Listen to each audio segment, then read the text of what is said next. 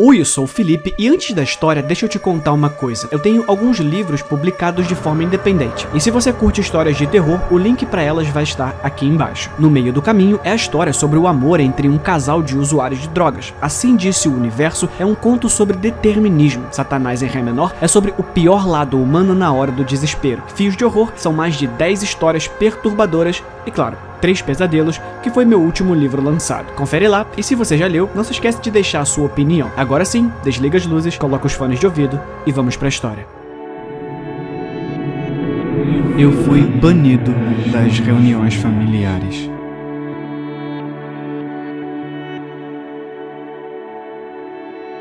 A minha família é extremamente espiritual. Eu não tenho certeza de como explicar isso, exceto que eles me odeiam. Eu sou um filho do diabo porque nasci em uma lua de sangue, ou, para o pessoal normal da ciência na sala, em um eclipse lunar. Agora, eles nunca fizeram nada com esse ódio coletivo, a não ser me evitar de vez em quando. Eles realmente gostam de me fazer sentir que não faço parte da família. E tudo bem, porque não preciso mais lidar com eles. Durante toda a minha vida, tudo que viram em mim foi azar. Eu era um mau presságio, como diziam. E quanto mais eu vivia, mais comecei a acreditar nisso. Em primeiro lugar, a minha mãe faleceu durante o parto devido a uma infinidade de complicações e desde então, eu sou o culpado por isso. Isso, misturado com o eclipse, selou o meu destino para o resto da vida. No dia da minha formatura do ensino médio, a minha prima foi ao médico e foi diagnosticada com câncer. Ela venceu, felizmente, mas a minha família acredita que foi porque não me deixaram chegar perto dela durante o tratamento. O dia em que tirei minha carteira de motorista foi o pior de tudo. Eu estava voltando no nosso jantar de comemoração para casa, meu pai no banco do passageiro e meus avós no banco de trás. Estava escuro, mas não havia muita gente na estrada, quando, de repente, um motorista bêbado veio em nossa direção. Tentei desviar, mas não fui rápido o suficiente. Acordei no hospital e fui prontamente informado de que todos os envolvidos no acidente haviam morrido, até mesmo o outro motorista. Eu, de alguma forma, sobrevivi em estado crítico. Aparentemente, eu estava em coma há semanas e durante esse tempo, minhas tias, tios e primos vieram me visitar, apenas para me entregar cartões cheios de palavrões e ameaças. Eles me chamaram de diabo. Eu nem fui convidado para o funeral e ninguém quis me acolher. Então, acabei em um abrigo coletivo. Tenho 31 anos agora e todos os parentes que tive já se foram. É realmente triste, quero dizer. Todas as minhas 6 tias e tios, todos os meus 15 primos, todos eles se foram.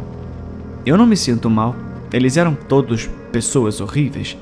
E todos passaram seus últimos momentos olhando para o cano do AR-15 que tirei do cofre do meu avô, implorando e suplicando para que eu os poupasse, pedindo desculpas pelo tormento todos esses anos, dizendo que faremos melhor no futuro. Era tudo uma mentira. Se eu os tivesse deixado viver, eles teriam voltado aos seus velhos hábitos e me expulsado novamente. Eles precisavam pagar pelo que fizeram comigo, e precisavam pagar agora. Não tenho remorso e espero um dia encontrar todos eles no inferno. E seja lá quem for que estiver lá, que saiba que eu os mandei.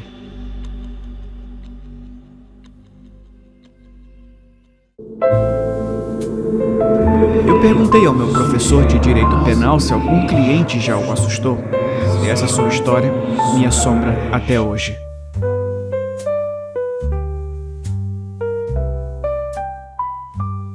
Eu sinto arrepios quando penso nisso.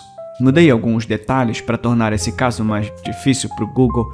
Eu consegui encontrá-lo quando ele me contou essa história inicialmente, mas há mais verdade nisso do que você gostaria que houvesse. Eu tive um professor fantástico na faculdade de Direito que sempre foi excepcionalmente bom comigo. Eu era um pouco estranho e ele me colocou sob sua proteção. Sua esposa, Maria, vinha para a faculdade todas as sextas-feiras. E nós 3 almoçávamos juntos.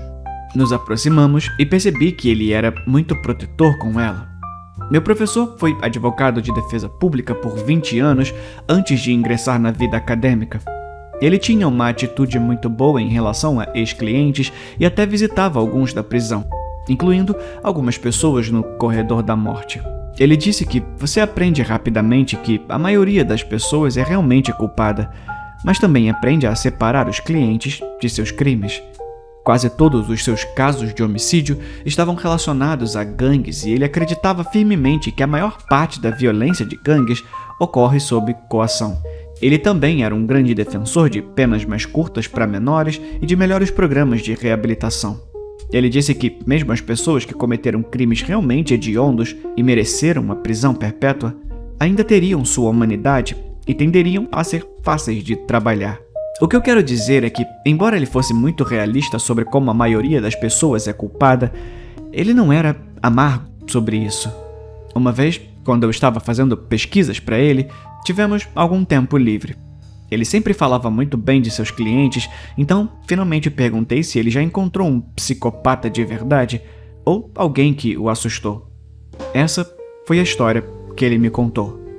Para quem não sabe, os defensores públicos não têm controle total sobre o número de casos. Eles desenvolvem uma certa experiência, mas muitos deles recebem os casos que lhes são atribuídos. De qualquer forma, ele foi designado para um caso de homicídio que foi bastante brutal. Uma mulher foi mutilada ainda viva, agredida e violentamente assassinada. As fotos eram tão ruins que meu professor ficou um pouco enjoado ao vê-las. O pior é que quase certamente estava ligado a 2 outros casos com mulheres que também foram mutiladas, agredidas e mortas. Eles não tinham provas físicas, mas identificaram um suspeito que se tornou cliente do meu professor. O problema é que esse cliente não parecia ser o tipo. Meu professor aprendeu muito cedo que psicopatas violentos geralmente têm um rastro de violência em sua história antes de se tornarem assassinos. Ele também observou que os psicopatas, geralmente bem-sucedidos, convencionalmente não cometiam crimes violentos porque haviam trabalhado arduamente para se aclimatarem sem deixar a máscara escapar. Deve-se notar também que antes dessa história, ele não acreditava realmente em uma máscara. Ele descobriu que seus clientes eram bastante francos com ele sobre os crimes que cometeram e por quê. Ele disse que a maioria das pessoas que mentiram para ele eram muito estúpidas. Esse cara era fisicamente pequeno e tinha esposa e filhos. Ele não era rico, mas tinha um bom emprego e amigos. Ele era extremamente educado em suas reuniões e tinha uma fala estranhamente mansa. Ele também falou sobre o quanto amava suas filhas e era um feminista. Esse cara gritava ser inocente. Meu professor meio que deu de ombros. Ele não perdia muito tempo analisando se alguém era inocente ou culpado, mas sim quais fatos poderiam ser provados em tribunal. Todo o resto era uma perda de tempo. Algo sobre esse cara e o crime que ele cometeu não fazia muito sentido para o meu professor. Não só isso, mas o Estado praticamente não tinha evidências sólidas. Com o passar do tempo, meu professor começou a genuinamente acreditar que seu cliente poderia ser inocente e começou a se esforçar muito nesse caso. Ele fez com que uma testemunha fosse impedida de depor, o que realmente abalou a acusação. Uma das coisas que mais convenceu meu professor da inocência de seu cliente foi a forma como ele reagiu ao ver as fotos das vítimas. Elas seriam apresentadas no tribunal e meu professor queria que ele estivesse preparado. O cara parecia que ia vomitar. Ele se inclinou sobre uma lata de lixo e parecia perturbado. Ele também começou a divagar como se estivesse experimentando uma resposta ao trauma. Genuína e autêntica. Ele simplesmente falou sobre como a orelha da garota foi arrancada e ficou imaginando sua esposa naquela posição. Ele disse algo um pouco estranho. Eu não sei porquê, mas o fato de todas as vítimas serem loiras e a minha mulher ser morena, eu acho que me afeta. Poderia ter sido ela se tivesse pintado o cabelo de uma cor diferente? Meu professor olhou para ele com a boca aberta e por um momento ele deixou de ser seu advogado e passou a ser apenas um humano. A minha esposa, Maria, é uma mulher latina. Eu pensei o mesmo quando vi essas fotos. Talvez tivesse sido ela com apenas uma reviravolta do destino. Ele acreditou sinceramente naquele momento que seu cliente era inocente. Ele teve uma resposta tão real e crua. As coisas mudaram quando estavam muito próximos do final do julgamento. Em um movimento muito raro para um crime violento, o promotor percebeu que provavelmente perderia e ofereceu um acordo. Não é muito bom, mas os advogados têm a obrigação de informar seus clientes sobre qualquer acordo em discussão. O cliente do meu professor ficou muito irritado com isso e continuou anunciando que era inocente. Na verdade, o meu professor ainda acreditava nele nesse momento, mas queria orientá-lo sobre as opções para ser minucioso. De repente, o comportamento do cliente mudou. Suas mãos começaram a tremer quando ele olhou para a mesa e murmurou sobre como aquele viado do promotor estava fazendo isso apenas para mexer com ele. Meu professor ficou meio surpreso, porque o seu cliente era muito respeitoso com todos até aquele momento, inclusive com as pessoas do lado oposto. Ele entendeu o estresse que seu cliente estava sofrendo e tentou acalmá-lo, garantindo-lhe que havia trabalhado muito com aquele promotor e que ele era geralmente justo. Ele poderia realmente estar preocupado que a sentença fosse muito dura caso eles perdessem o caso. Essa era obviamente uma forma de reduzir o potencial tempo de prisão. Seu cliente olhou para ele com uma cara que quase derrubou meu professor. Meu professor descreveu seus olhos como completamente vazios e sem vida, como se seu cliente estivesse olhando diretamente através dele. De acordo com o meu professor, ele realmente não acreditava no mal até aquele dia. Ele acreditava que os humanos eram complicados e podiam fazer coisas monstruosas, mas não acreditava que alguém fosse mal. Após esse momento, ele teve uma crise e ficou profundamente abalado. Meu professor gaguejou algo sobre como ele só queria analisar os detalhes do negócio para fazer uma escolha informada e seu cliente o interrompeu. Então, de repente, foi como se a versão antiga do cliente estivesse de volta. Ele imediatamente voltou ao homem tímido e pequeno que falava do quanto amava sua esposa e era apaixonado por suas filhas. Meu professor ficou abalado e meu cliente percebeu. Ele ficou cada vez mais hostil e começou a questionar cada decisão tomada pelo meu professor.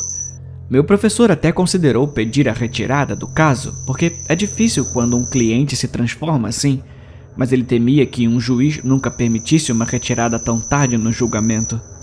Bem, o cliente do meu professor escapou. Claro que sim. Além de uma testemunha muito questionável, eles realmente não tinham provas o suficiente para ir além da dúvida razoável, graças ao meu professor ter feito um excelente trabalho. No final, meu professor tentou apertar a mão de seu cliente e seu cliente apenas olhou friamente para ele e depois sorriu. Ele murmurou algo sobre como nunca perdoaria meu professor por tomar uma decisão da qual discordava. 2 meses depois, ocorreu outro assassinato que se enquadrava no padrão dos ataques anteriores. A mulher assassinada era uma mulher latina, chamada Maria.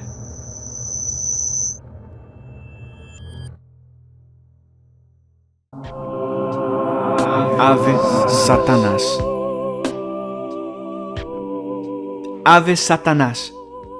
Senta aí, cala a boca. Eu repreendi com um sussurro enquanto agarrava meu amigo pelo braço e o puxava de volta para baixo. Várias pessoas se viraram e lançaram olhares desagradáveis. Você não pode fazer isso aqui. Por que não? Porque é um culto na igreja. Ah! Meu amigo tinha uma estranha desordem mental de comportamento. Ele não estava no espectro autista, nem tinha Tourette nem nada.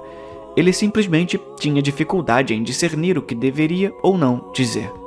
Ele pensou por um minuto e depois perguntou: eles não gostam de Satanás? Claro que não. Por que não? Sério mesmo? Sério, o que Satanás fez pra eles? Que tipo de pergunta idiota é essa? Ele fez muitas coisas, eu imagino. Isso não pode ser verdade. Ele nem conhece a maioria das pessoas. Na verdade, nessa sala inteira, ele provavelmente só conhece você e eu. Eu dei a ele um olhar desagradável. Ah, tá, ele disse. Você tá falando sobre Satanás, o diabo. Eu tava falando do meu cachorro. Eu tinha esquecido completamente que ele tinha um cachorro chamado Satanás. Meu Deus, eu apenas balancei a minha cabeça. Que pena, pessoal, ele disse em voz alta enquanto se levantava. Eu só tava falando sobre o meu cachorro. Dessa vez, cerca de metade da congregação se virou e alguns deles pediram que ele se calasse. Até o pregador fez uma breve pausa para causar efeito. Senta aí, cala a boca. Eu sussurrei insistentemente enquanto mais uma vez o puxava de volta para baixo. Você tem ideia de como isso é constrangedor? Se você não pode ficar aí sentado e manter a boca fechada, é melhor a gente ir embora. E então eu consegui. Ele abaixou a cabeça e estava pronto para chorar. Eu já tinha visto o choro dele antes, não era bonito nem tranquilo. Tentei fazê-lo ficar de pé para que pudéssemos sair, mas ele se afastou de mim. Nossa briga chamou a atenção de uma mulher de meia idade, vários bancos à frente, e ela decidiu se aproximar de nós. Olha, eu não acho que você realmente queira estar aqui. Ela disse com uma grande voz arrastada e um sorriso que era algo menos que amigável. Acho que seria melhor para todos se vocês dois simplesmente fossem embora. Antes que eu pudesse responder, meu amigo, que havia abandonado a postura de choro e prestado toda a atenção à mulher, disse: Você precisa se sentar, ou eu conto pro seu marido o que você fez ontem à noite. A mulher se encolheu, como se ele tivesse lhe dado um tapa.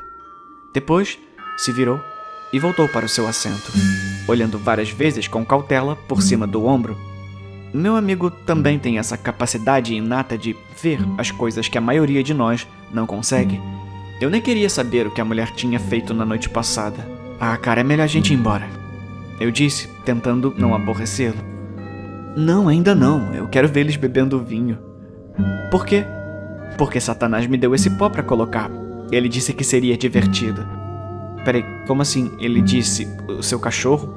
Você realmente conversa com o seu cachorro? Ué, não é assim com todo mundo?